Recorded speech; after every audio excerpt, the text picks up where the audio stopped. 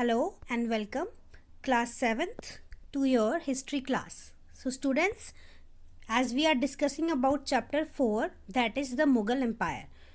So we have discussed so far so many topics. Who were the Mughals, Mughal military campaigns, Mughal emperors, Mughal tradition of succession, Mughal relation with other rulers, Mansabdars and Jagirdars, Zabt and Zamindars, and our last topic was Akbarnama and Ane-Akbari.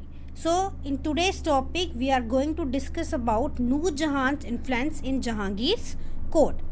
Okay, so उससे पहले who was नूर जहान? So नूर जहान की story जो है क्या है कि नूर जहान जो थी वो अकबर की मिर्ज़ा गियास बेग जो थे उसकी जो है बेटी थी महरुनिसा. ठीक है, तो उसी को जो है अब बहुत सारे लोग जो हैं वो अनारकली को ही जो है क्या बोलते हैं, नूर जहान बोलते हैं, लेकिन ऐसा नहीं है. अनारकली थी भी या नहीं थी ऐसा कुछ नहीं है, ये सिर्फ सीरियल्स की कहानी है. लेकिन जो नूर जहान है वो जो है गियास बेग की बेटी थी. तो गियास बेग की बेटी जो नूर जहान थी उसकी जो है शादी जो है शेर अफ़गान के साथ हुई. ठीक है, तो शेर अफ़गान की डेथ के बाद जो है उसकी शादी जो है वो किसके साथ होती है, जहांगीर के साथ. ठीक है, तो जहांगीर जो है उसको फिर नाम देता है महरुनिसा. ठीक है, तो महरुनिसा मैरिड द एम्परर जहांगीर इन 1611. तो कब उसकी शादी हुई महरुनिसा की जहांगीर से? 1611 में. तो उससे पहले जब वो 17 साल की थी तो उसकी शादी जो है वो शेर अफ़गान के साथ हुई थी, ये आपने याद रखना. ठीक है, तो उसके बाद 1611 में उसकी शादी जो है किसके साथ होती है, जहांगीर के साथ होती है. ठीक है, तो वहाँ से ही महरुनिसा को टाइटल मिलता है नूर जहान. ठीक है, जैसे कि जो है ये जितने भी मुग़ल एम्परर्स हैं इनको क्या रहता है, टाइटल्स जो हैं वो लेना इनको जो है बहुत ही अच्छा लगता है. इसलिए जो नूर जहान है उसको भी टाइटल जो है वो उसके जो है पति ने दिया, जहांगीर ने, नूर जहान. ठीक है, उसको ये टाइटल मिला था. Extremely loyal and supportive. अब महरुनिसा जो थी बहुत ही ज़्यादा लॉयल थी. ठीक है, और बहुत ज़्यादा सपोर्टिव थी. तो as a mark of honour Jahangir struck silver coins bearing his own title on one side and on the other side the inscription struck in the name of the queen Begum Nur Jahan. So ये माना जाता है कि जहांगीर जो है अपनी वाइफ से जो है बहुत ज़्यादा लगाव रखते थे, बहुत ज़्यादा क्लोज थे. बहुत जो है नूर जहान बहुत ज़्यादा लॉयल थी अपने जो है ये मुग़ल एम्परर्स के प्रति. तो दैन बहुत ज़्यादा सपोर्टिव थी.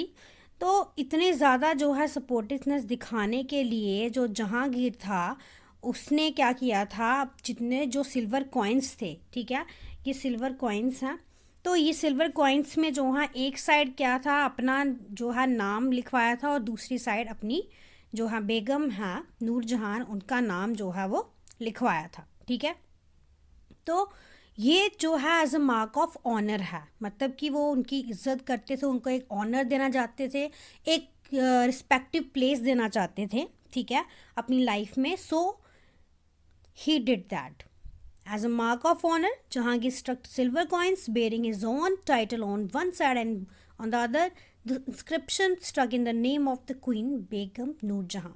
ओके, सो देन नूर जहान को जो है एक फरमान जो है वो, एक फरमान मीन्स ऑर्डर जो है वो क्या किया था, जारी किया था. उसके लिए क्या था वो, the adjoining document.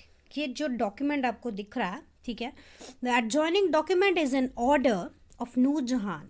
The square seal states. ये स्क्वायर सील्स ही आपने हिस्ट्री में पिछले चैप्टर्स में पढ़ा है सील्स के बारे में. ठीक है, तो यासी सील थी, वहाँ पर क्या लिखा गया था, command of for her most sublime and elevated majesty नूर जहान पातशाह बेगम.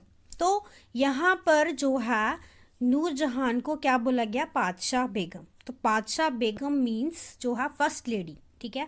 जैसे कि एक एम्परर है और एम्परर को तो हम एम्परर बोलते हैं, लेकिन उसकी वाइफ को जो है वो टाइटल दिया गया पादशाह, मतलब फर्स्ट लेडी का, कि वो भी जो है एक एम्प्रेस की तरह क्या की जाती है, उसको भी उसी तरह से जो है टाइटल मिलता है, उसी तरह से वो रिस्पेक्टेबल पोजीशन होल्ड करती है, ठीक है।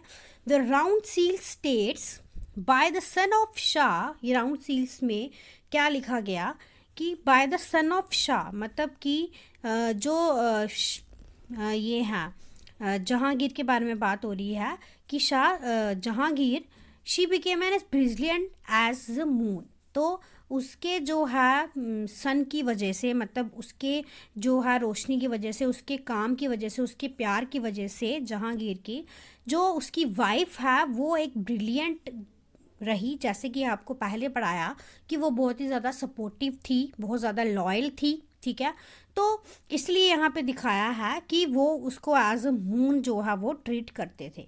मे Nurjahan Padshah be the lady of the age, और यहाँ पे लिखा गया कि नूरजहान जो है हमेशा ये वो प्रार्थना करते हैं कि नूरजहान पादशाह बेगम हमेशा रहे, और वो be the lady of the age, उस ज़माने से लेकर आगे आने वाली कई जनरेशन तक लोग जो हैं उसकी जो है वो क्या करें, तारीफ़ करें, उसको रिस्पेक्टफुल वे से ले। और आज तक भी जो है जहांगीर की बहुत सारी वाइफ्स थी, ठीक है, लेकिन जहांगीर की वाइफ एज अ वाइफ जो हम कौन जानते हैं, यही जानते हैं कि नूरजहान जो थी वो ही जहांगीर की वाइफ थी, ठीक है। तो ज़्यादा जो है हम उनकी वाइफ्स के बारे में नहीं जानते हैं, क्योंकि अब नूरजहान का जो इन्फ्लुएंस था वो सबसे ज़्यादा था किसके कोर्ट में, जहांगीर के कोर्ट में, ठीक है। So this is the story of Noorjahan and the influence of Noorjahan on Jahangir's court. Okay, so students, it was a box in your book and it is very very important. So students, read the chapter thoroughly so you can easily understand the topic. Okay, reading is very very must for you. So thank you very much students.